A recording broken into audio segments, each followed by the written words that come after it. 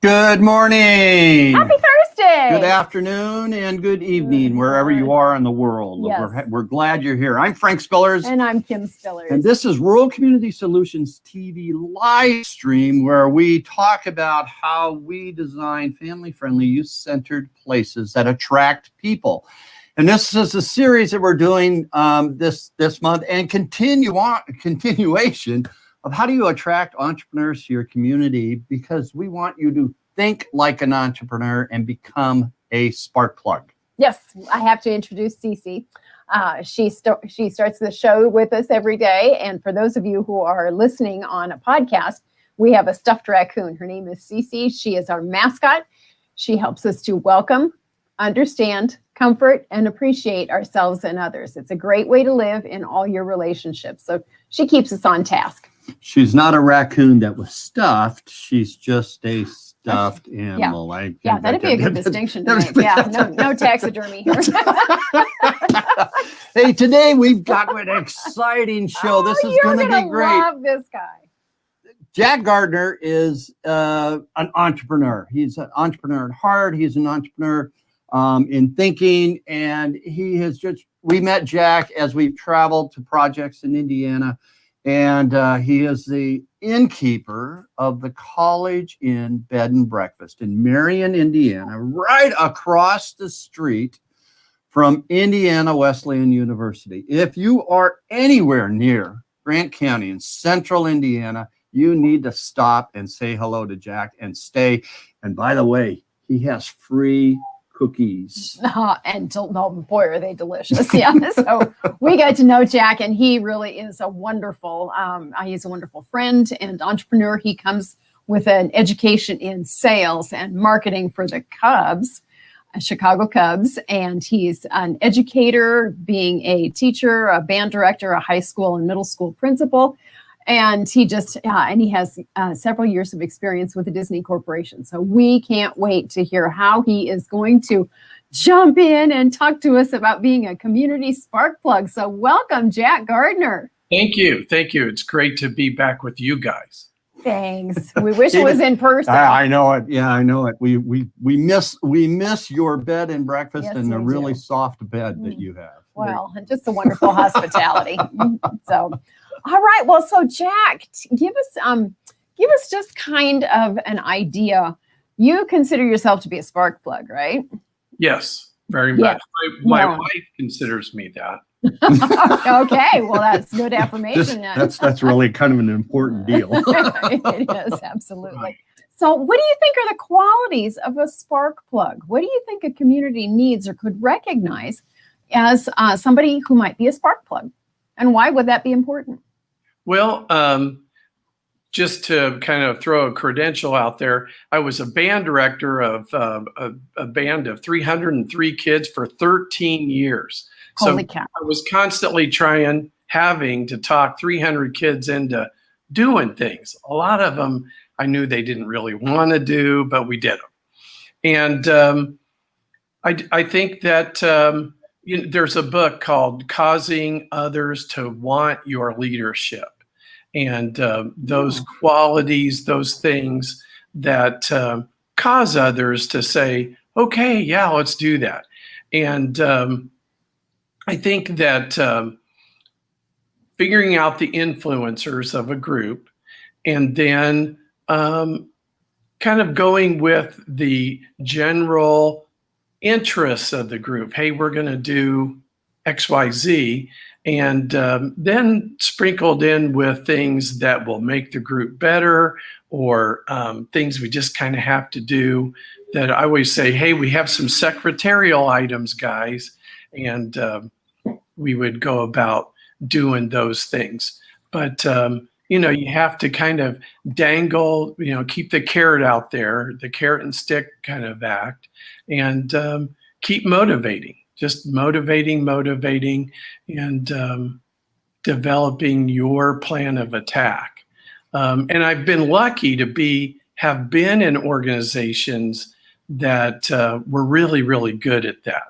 And I think it's good to talk about those stories. Like at Disney, we had a a list of stories called Disney lore that kind of explained why it is we do what we do and how we make things happen. And with the Chicago Cubs, at the time, Mr. Green, Steve Green, was the president of the Cubs, and they even called it the greening of the Cubs, I believe. And no, Dallas Green. There we go. Dallas Green was the president of Cubs, and he had a favorite saying: "We're sticking to the plan." Everybody kind of wonder, well, what's the plan? Well, we're sticking to it. And he had a way of doing things that made everything work. He was the glue of the Chicago Cubs at the time, Dallas Green.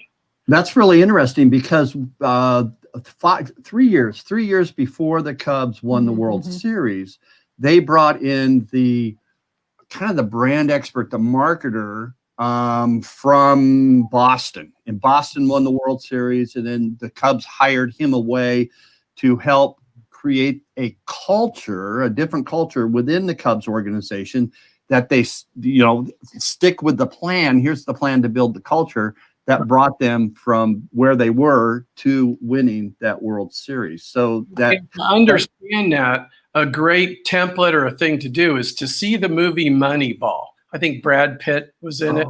Yeah. And, it's getting things done through people and being upfront about it. We're going to get things done, and we're a people business. We have 9 guys on the baseball diamond. We need to get these things done through people. And the movie Moneyball really brought that to life. And I think other organizations can take those principles and apply them to their organization. So what you've done actually is you've kind of devised your own plan, haven't you, throughout your life and your career? And you were telling us about the 5 Ps, Jack's 5 Ps. Can you share a little bit about what you think is important for spark plugs and community development with those 5 Ps? Well, I do a lot of talking around, especially at schools, school districts, about leadership. And so I call it the 5 Ps of program development. But really kind of these 5 Ps work for community development and designing a new building. It kind of plugs into anything. And here it comes. Here's the magic, the 5 Ps. There you go. Program, people, place, or paradigm, people, place, program, and purpose. And you can kind of come up with your own order. And so in thinking about communities, I kind of came up with this order of purpose being P number 1, then followed by paradigm, then people, then place number 4, and then programs to support everything. The other 4 Ps would be the 5th P, programs. So do you kind of want me to just quickly hit on? That would be great. Yes, please. Tell us why did you choose each of these, and why are they important in your thinking? First of all, this is kind of exciting, and a lot of it we were talking the other day, and the name we were trying to think of is Joel Barker. Yes. Oh, yeah. Absolutely. Yeah. Yep. He was the inventor, the creator of the concept paradigm shifting. Yes. And his first book was just, everybody rallied around it. It was so great. And he used the example of, remember in the 1960s, the Japanese, the country of Japan, was known for building junk, little umbrellas you put in your drink, stuff like that. And then came Seiko watches, Toyota, Honda, and Sony, and those little Walkman devices that we had. They were kind of the early Apple computer company. Mm-hmm. And they really shifted that paradigm. And you can think of a lot of examples in our nation history, in our world history, that where paradigms have been shifted. But to come to today, the pandemic, the coronavirus thing, and one of the big seminal pillar ideas that Joel Barker had was, whenever a paradigm shifts, like World War II or the coronavirus pandemic, everyone starts back at the beginning. And we're kind of there. And then one of the political parties, they kind of have a favorite saying that says, don't let a tragedy go to waste. So this is a great golden opportunity for a lot of communities to reinvent or invent or retool, leap forward, whatever, however you want to approach it. This is a great, great opportunity to make things happen in your community. Okay. I really get fired up about some. You just Keep go going, right keep ahead. going. You're doing great. The word purpose and paradigm, they kind of are glued together. And so what is our purpose in our community? Are we a bedroom community, a great place to raise kids? Are we a place, an industrial center? Are we the crossroads of America? You know, what's our thing? What do we want our thing to be? And then, so then that paradigm shifting, that really is cool, and then causes a design process. Well, how do we want to design ourselves? How do we want to make that happen and do that stuff? I was lucky to be a Disney World performer in the mid 1970s, 1975, 1976, 1977. So I'm old, I'm really old. No, you're experienced, Jack. At Disney, you know, Walt Disney died in 1968. The park opened in 1972. Along came Jack in 1975. So they had 3 years of doing things. And Walt Disney had videotaped himself for employee orientation. And real quick, the two big highlights of that black and white video were Walt sitting on the edge of the desk, just like we all had seen him in the wonderful world of Disney on Sunday evenings. And he said, hey, we're really excited about you coming here and maybe having a career, but we have to get two things straight first, or this isn't going to work. We have to have an understanding. Understanding number one is there's absolutely, positively zero magic here. No magic. We tell everybody there is, but there's no magic here. In fact, I can prove it scientifically. If you're ever in the park at 2 or 3 in the morning, it's really kind of creepy. The magic is you. The magic is all the people that come and work here. It's the interaction. When the turnstiles open at 8 o'clock in the morning and people start coming in and meeting our Disney employees, that's our lifeblood. That's what makes it happen.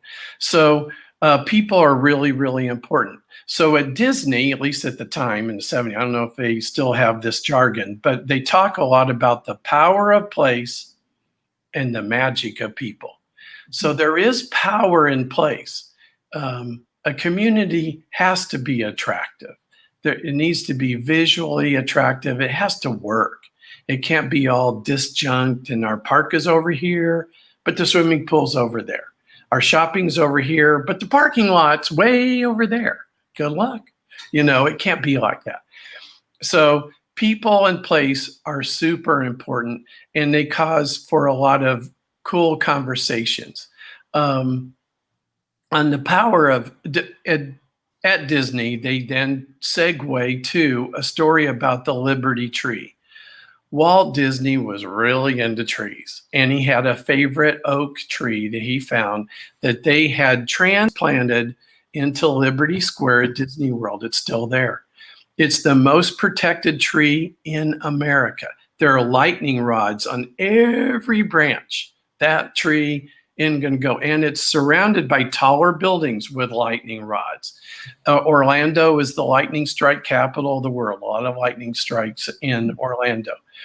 So, but then the people that we train to talk about the Liberty Tree, they're really scripted out. We are very selective with who gets to be that person to talk about the Liberty Tree. They talk about the 13 families with the 13 lanterns in the tree. And it really is a magical experience. If I can influence your next Disney World visit, is to go to the Liberty Tree and wait for a tour guide to come by to talk about the Liberty Tree. Really awesome. And I could, talk for hours about Disney, but the place is setting a stage. It's the people, it's the interaction that make all the difference. So that's a neat thing to talk about. And then the fifth P, which is kind of like the old band director saying, hey guys, we got some secretarial work to do. And those are called the programs.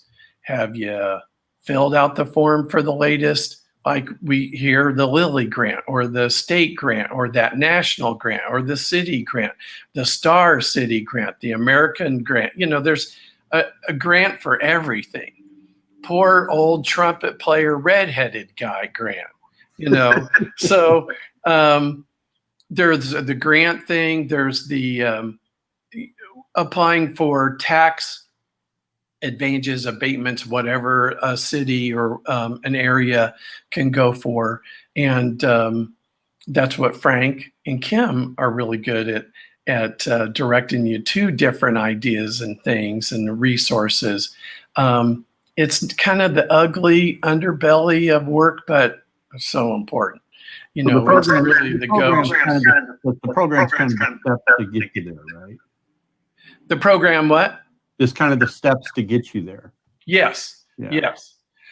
So, one of the comments that you made the other day when we were chatting is you can tell a lot about a community through the dominant buildings. Yeah. So go ahead and finish that off. We wrote a workbook on how to design schools of the future. And one of the sayings, we had several, was you can tell a lot about a community by looking at its skyline. Mm-hmm. And so in your mind's eye, think back to early New England with the church spirals and, you know, what that community looked like with the village green, you know, the big common space in the middle where everyone would gather and have picnics, that Norman Rockwell experience. And then think of today with the sports stadiums and bank towers and those types of things. So as you're looking at your community, some people, headhunters, there are community headhunters, like where's the next Volkswagen assembly plant going to go? Where's the next Toyota assembly plant going to go? And where are we going to put Amazon? They'll do a flyover, or they'll look at that skyline and get that overarching overview of the community. Back to Disney, one of their favorite current stories is Cincinnati, Ohio. Wow. Cincinnati. I love Cincinnati. I love it. But this is going to sound a little bit negative. The Greater Cincinnati Airport, it's not in Cincinnati. It's not in Ohio. It's owned by Kenton County, Kentucky, but it's not in Kenton County, Kentucky. It's in Boone County. Now, if you ever want a great golfing experience, go to the Kenton County Golf Club because it's paid for by the Greater Cincinnati Airport, which is in Boone County. That was a football that got kicked around. And finally, the town fought. Kenton County is very hilly, very hilly.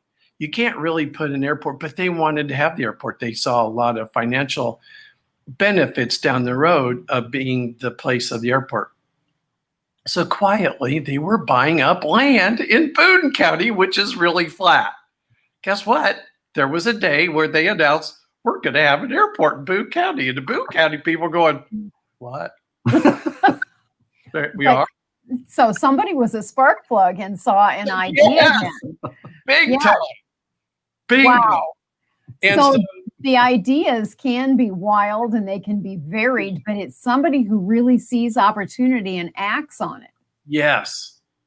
Okay. And bold and bodacious is really attractive.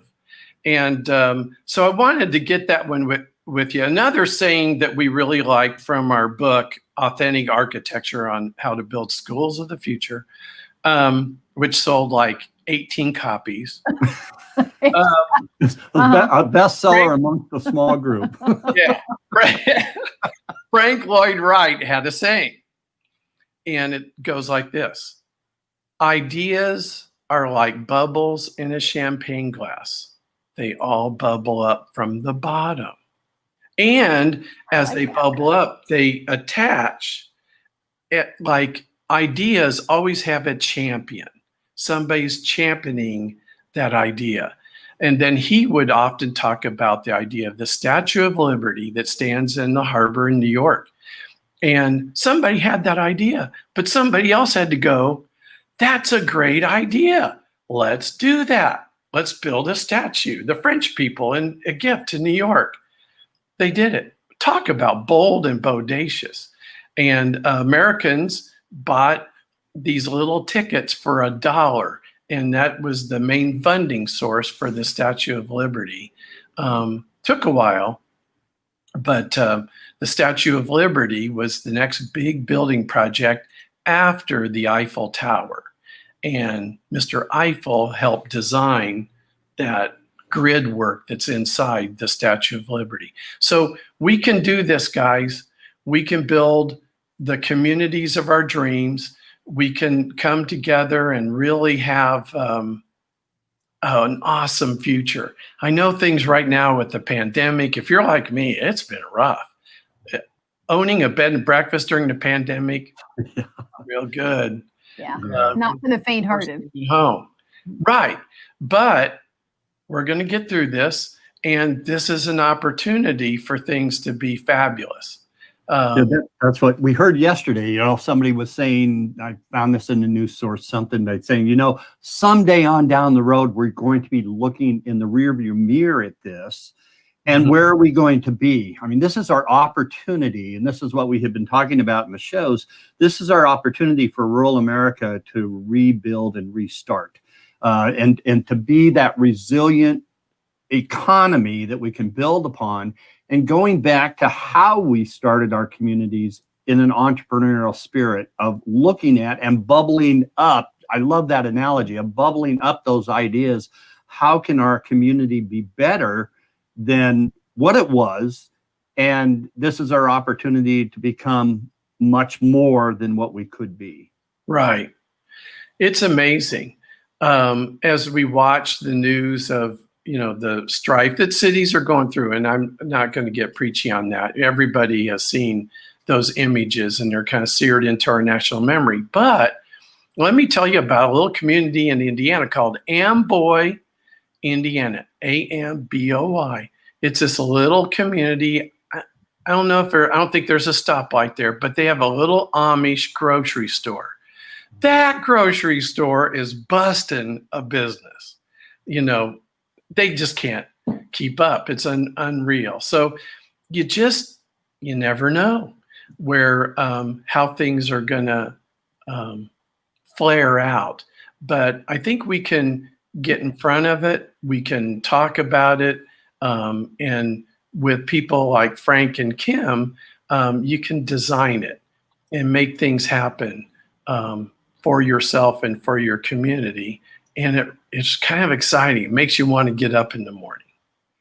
Well, and I like that P of paradigm. And thanks for bringing up Joel Barker, because that really, I went back into the recesses of my mind a long time ago. And Joel's favorite saying was, a vision without action is just a dream. And but with action, a vision with action, you can change the world. But talk a little bit more about that paradigm and the shifting of paradigm, specifically as you approached, say, the new school that you went to, or just joining the Cubs. Or even how does Disney change people's paradigms when they walk through the gate? Right. Well, a couple examples that come to mind.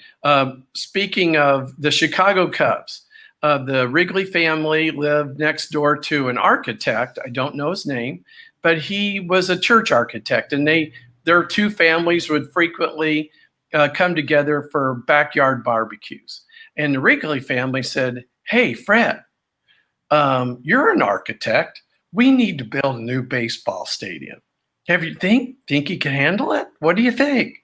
So, yeah, I'll do it. Well, he was a church architect, never designed a baseball stadium before. And he designed Wrigley Field, which is now over 100 years old. Now back to Cincinnati, Ohio. I love Cincinnati, but this is another thing. the Wrigley Riverfront Stadium, which was a cookie cutter, actually looked like a cookie cutter, lasted about 20 to 25 years. That's not a good investment. So you just never know how that's going to work. In school design, we had a design committee, and we had this real exciting experience with a mom. She was on the committee of about 15 to 20 people, and we were designing this brand new high school in Clark County, and it was just going to be huge. And so one of the aspects of the high school was the football stadium, and it's in the corner of the campus. And she said, now, how much is that going to cost? We said, $8 million. How many times a year is that going to get used? And the football coach, 10, maybe 12 tops. $8 million? So the architects took that idea. You could tell she was like, I'm not seeing it, guys. And they moved the football stadium into the middle of the high school and built the high school around the football stadium. And it looks like skyboxes. And that's where they have the senior prom now. That's where they have graduation. The state championship soccer match is there. It's awesome. Wow. One idea. Let's put the football field in the middle of the high school. We saved on redundancy of bathrooms, the mowing, the storage thing. It was unreal, the money that idea saved. Well, and I think that's a really good point, because community members, I think, frequently don't feel that they have a voice or that it won't be listened to. Mm-hmm. But often it's the person who says, how come you want to do it that way? Right. Or tell me, maybe not that quite that Riley, but tell me a little bit more about that. Help me see what you see. And just if we can continue to ask some questions that maybe probe a little bit more, seem more open-minded. Kind of the term, what if? Yeah. Yeah. Yes. What if? Yeah. Well, in the Disney culture, they call that blue sky country, where it's blue sky, no limit on the ideas. Yes. Our background. Imagineers, they spend a lot of time in that blue sky mode. And it's amazing what can come out of that. But then, there's pragmatic, the bean counters, you got to let them in the room eventually. Right. But some really, and this is the time where don't put limits on your dreams. And what could we be? And this is an opportunity. Like Joel Barker said, when the paradigm shifts, and oh my gosh, it shifted, everyone starts back at the beginning. So go, take advantage. Go with it. That's exactly it. Well, this has been amazing. Oh my gosh, this has been great, Jack. We knew that you'd have so much to contribute about being a spark plug in a community. So. And we want to dig deeper into that. So we're going to have you back if you're willing. We'll have you back. Maybe by that time we can come and we can all three be in the same room. And okay. And we're traveling back to you. That would be awesome. We're waiting for that paradigm to shift.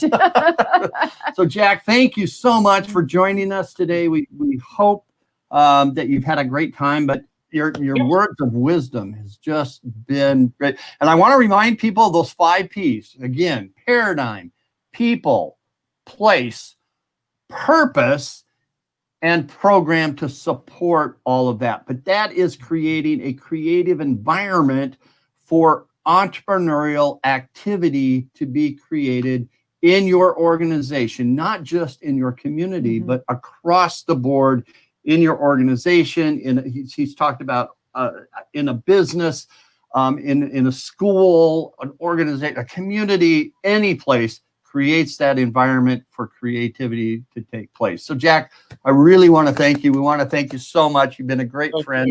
And you will be back. So we're going to close the show. I'll bring my trumpet next time. I'll bring my trumpet. Oh, gosh, that would be great. We're going to close down, but hang in there. Don't go away yet, and we'll be right back with you here. Okay. You just hold on. So just hang in there. But we want to thank everybody for tuning in today and having this conversation with Jack. Give us a shout out. Let us know what you thought of the program, and You can email us at frank@ghorizons.com or Kim@ghorizons.com. and Cece doesn't have Nah. the email, so you can communicate to Cece through us on there. Exactly. But I want to leave you with this thought as we close today: is you can't use up creativity. Right? The more you use, the more you have. So be creative, embrace creativity, look for the paradigms to shift and build upon that, and build upon maybe the crisis that you see right in front of you to rebuild, restart, and build that resiliency, the resiliency into your communities as we continue to design family-friendly, youth-centered places that attract people to come on back home. Always look for positive results, no matter what you see in front of you. I'm Kim Spillers. And I'm Frank Spillers. Thanks for joining us at Rural Community Solutions TV Livestream. If you missed us live and you're not watching us yet, catch us on the rebound. We'll see you later.